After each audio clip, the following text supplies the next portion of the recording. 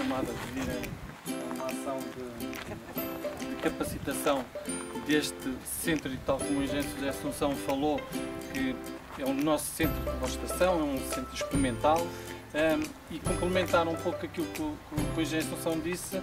Trata-se de um campo com 2 hectares.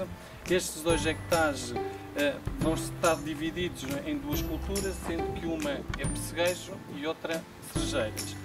Dentro das cerejeiras temos 2 ações com meio hectare cada uma delas, em que quando chegarmos ao pé do campo, dos ensaios, falarei das modalidades e de tudo aquilo que lá temos. Relativamente aos pessegueiros, vão ser instalados a curto prazo, pensamos nós, não é? De certa forma, a curto prazo, quando dizemos a curto prazo, no início do próximo ano, 2025, para podermos também desenvolver no corrente ano de 2025, fazer este tipo de ações e passar a mensagem e tudo aquilo que a gente vai aprendendo aqui neste ensaio, neste campo experimental, que é para isso que efetivamente foi criado, e tal como o engenheiro José Assunção falou, é uma ambição de ambas as entidades, já há muitos anos que nos temos batido e batalhado para que a professora Paula Simões fosse a cara de tudo isto e que fez com que efetivamente andássemos com este projeto que já tem muitos anos.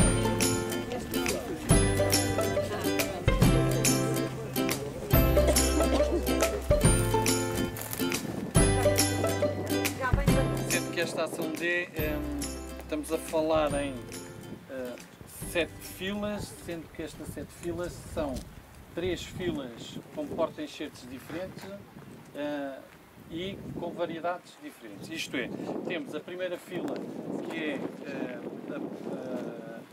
cultivar nimba, em porta-enxertos Gisela 6.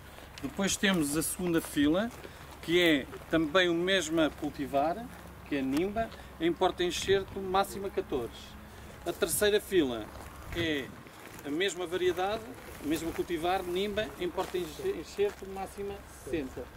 Depois temos 3 filas com uma só variedade. O porta-enxerto ananicante tem mais tendência para a ramificação, não cresce tanto. Então a necessidade de pólen verde não é tão grande. Depois temos o máxima 14. E a máxima 14 também não foi podado. Então vocês veem que tem aqui os lançamentos, uns maiores. Esta árvore está sempre mais fraquinha, se vocês repararem, isto é natural nos vossos pomares também.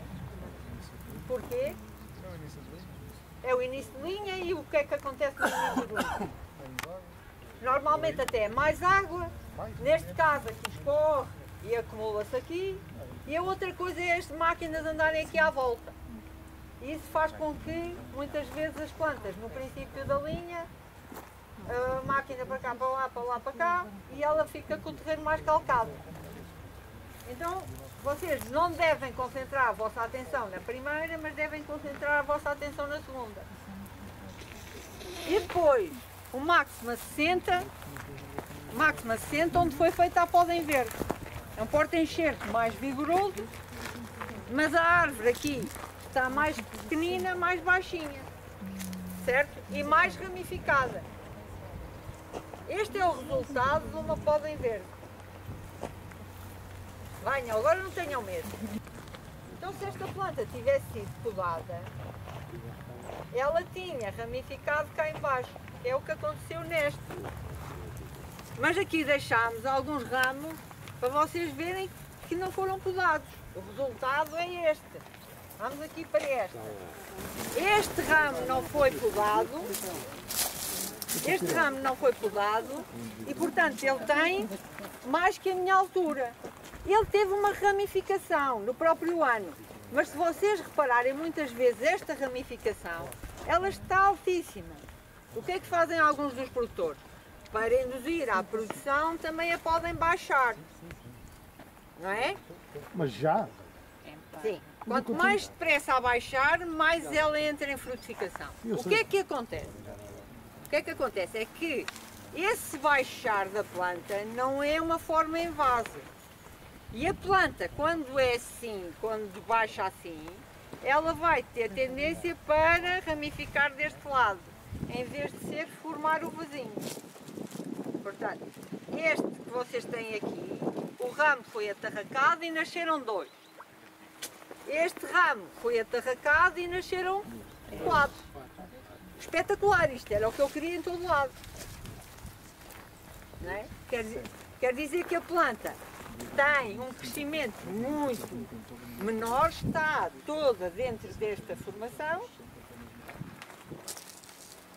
e eu, em vez de ter 3 paus de virar tripas, tenho a planta aqui embaixo mais formadinha. Se o corte for feito muito alto, o que pode acontecer é que a planta rebenta só num ramo outra vez.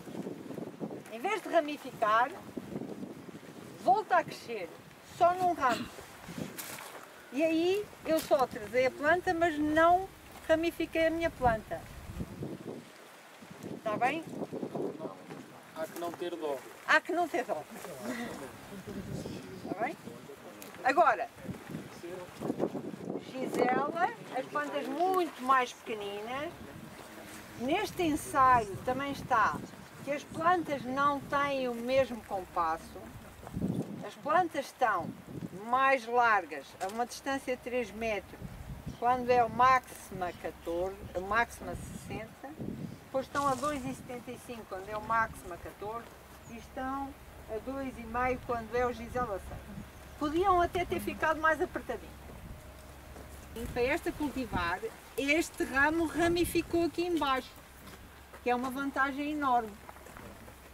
Mas os que foram podados estão muito mais harmoniosos e todos à mesma altura. Quer dizer que quando eu vou cortar este lançamento que aqui está, eu estou a deixar imenso.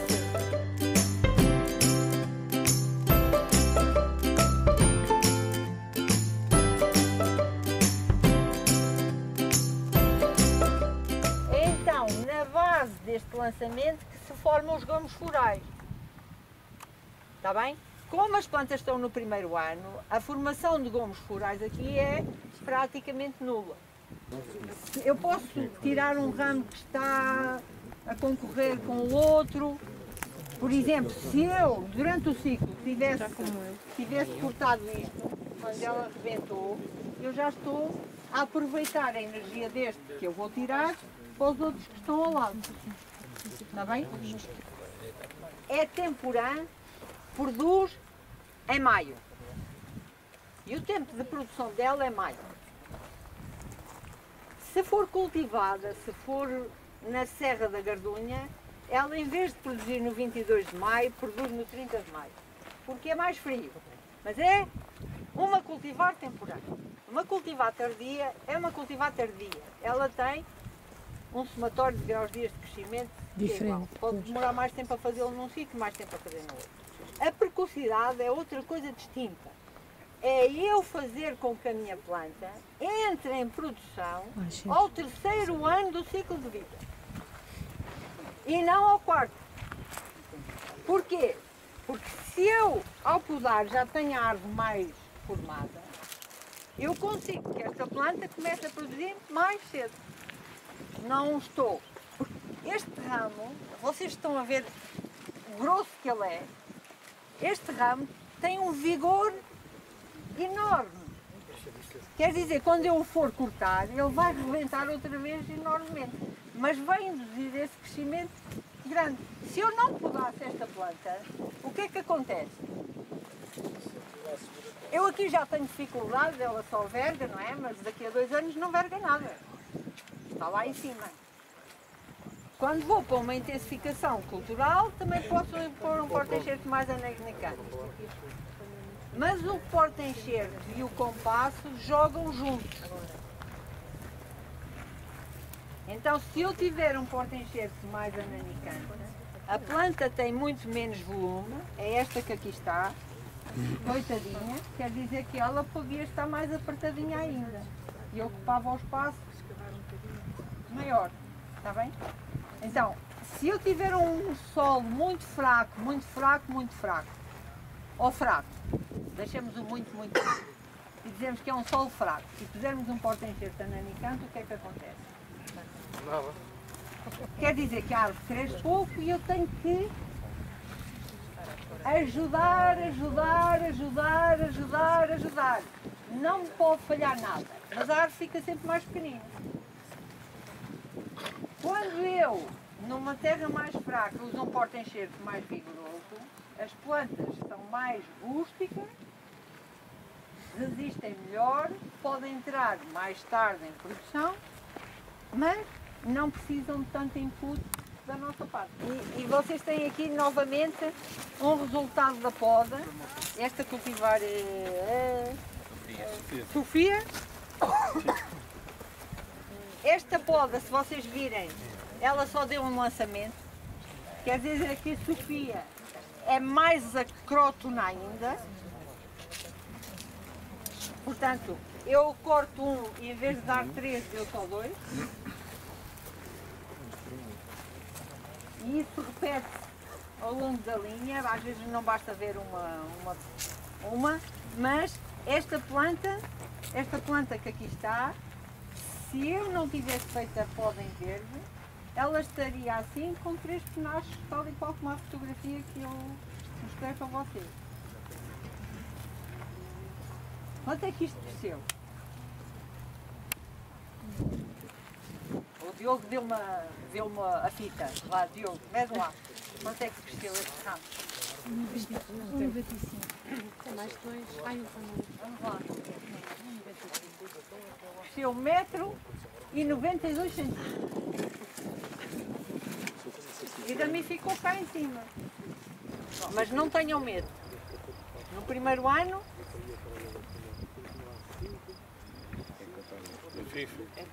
cortem sem dó. Porque a cerejeira é muito vigorosa, a cerejeira vai enfrentar e vai abrolhar. Alguma dúvida específica? E quando nós tivermos medo... Tem aquele resultado. E agora? E agora? O que é que vai acontecer? O que é que eu faço àquela planta? O que é que eu faço àquele ramo? Eu tenho que ir cortá-lo no inverno e deitar a madeira fora. Está bem, mas eu não estou a ganhar um ano. Perdemos um ano. Pois. Perdemos um ano. Quer dizer que no primeiro ano é fundamental a poda em verde para a formação. Não, o centro que aqui está, ou o ensaio que aqui está, não pode dar esta formação no ano que vem.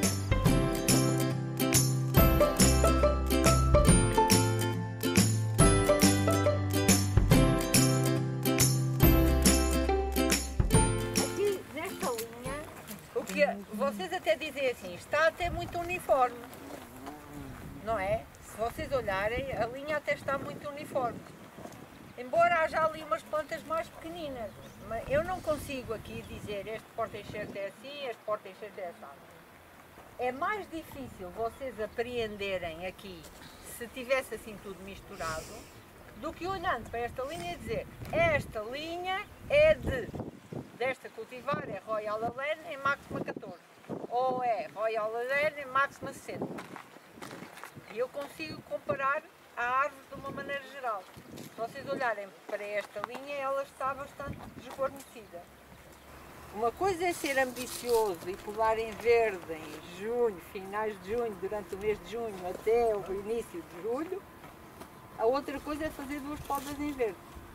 São 2 coisas distintas, está bem? Até se tivesse feito a poda em junho, quando viesse em julho, esperava pelos 30 a 40 centímetros do... Neste clima que nós temos tão quente, eu não arriscava. Em agosto. Não, eu estou a dizer em julho. É assim, fazendo a poda... Podou em julho e quando chegou o final, o princípio de julho, tem aqui os 50 centímetros. Nessa altura podia arriscar e fazer o corte ali. Se a planta estivesse muito vigorosa, sim. Mas é preciso que se façam 2 fatores. Eu vou tentar explicar. Vou tentar explicar. Então é assim, eu planto. Qual foi a data de plantação que fez? Está bem, mas agora põe, o Sr. Francisco põe uma data. Onde é que plantou? Plantou em fevereiro? Sim, põe a hipótese. Pronto, se plantou em fevereiro, vamos aqui à esquerda, plantou em fevereiro, quer dizer que a planta começa a arrebentar logo em março. Então eu, se podar em junho, porque os lançamentos já estão deste tamanho e podam, é natural que eu, em julho, já tenha essa segunda resposta. Mas se plantar em abril, ou finais de março, a planta já não cresce essa resposta. Portanto, uma poda em verde, já para meados de julho, já é um risco muito grande, porque a planta pode parar de crescer e então eu não fico com nada. Ou então fico com a continuação daquele lançamento, mas muito fraquinho. Então agora, desculpe lá, eu vou-lhe fazer o inverso. Eu plantei as minhas em fevereiro e dei-lhes um corte, isso foi experiências que eu fiz nas minhas. Eu dei-lhes um corte no final de agosto, se eu não me engano. E já lá tenho, ou melhor, eu deixei-lhes 5 ou 6 pernadas, já estamos a falar pernadas com esta grossura, e já lá tenho 4 a 5 lançamentos em cada um com este tamanho. Isso vai influenciar alguma coisa? É assim, ou não devia ter feito sequer esse isso? lançamentozinho que aqui está tenrinho ou não está tenrinho? Está super Está a tenrinho. continuar a crescer, eu noto-os a crescer. Sim, está a crescer, esta planta está a crescer, mas Exatamente. está tenrinho. Está. E delgadinho. Está. E muito viçoso. Está. E nós estamos em outubro. E se vier uma geada em novembro, em 20 de outubro, ou 30 de outubro, o que é que acontece a esse lançamento que está tão fresquinho? Qual é a probabilidade de vir? A probabilidade existe como os fenómenos extremos existem. A probabilidade de existir uma geada em outubro é muito maior que uma probabilidade de existir em agosto. Mas aquilo que eu quero saber é, em termos de crescimento, quando arrancar na primavera, arrancam exatamente igual. Arrancam, devem arrancar de igual maneira. Se não tiverem reservas, se o lançamento... Agora que está a falar de reservas, vou-te fazer outra pergunta. Não tem nada a ver com isto, mas já que estamos aqui para... Deixa-me lá só acabar de responder à pergunta que o colega que fez.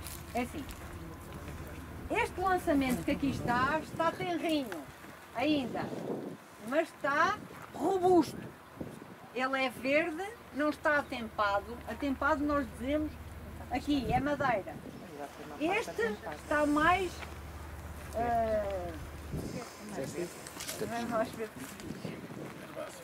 está menos linhoso. Está mais herbáceo. Este ramo está mais suscetível aos fatores climáticos adversos do que este. Então, se o meu lançamento estiver muito viçoso, com um crescimento muito ativo e muito tenrinho, imagine se vier uma trovoada, uma granizada, ele é muito menos resistente. Sim, faz sentido. Então, eu não tenho tanta segurança como tenho fazendo a poda no sítio certo. A segurança é o que às vezes nos faz ter medo. Mas eu vou ser sincero, eu só fiz essa experiência porque queria Para ter a ideia experimentar. qual é a diferença entre fazer a poda com a seiva a circular para cicatrizar a ferida do que estar a fazê-la no inverno com a árvore parada, porque é um problema por causa dos cancros bacterianos. E essa poda é o que eu comecei por dizer quando comecei a ação de fagmação. A poda de inverno é feita o mais tarde no ciclo vegetativo. A poda da cerejeira não é feita em setembro, não é feita em novembro, não é feita em dezembro, não é feita em janeiro. É feita o mais tarde possível. Eu posso dizer fevereiro. que a semana passada cortei 2, já estão a arrebentar também? Exato. Claro. O clima está a jeito. Pois. É que o clima está a jeito.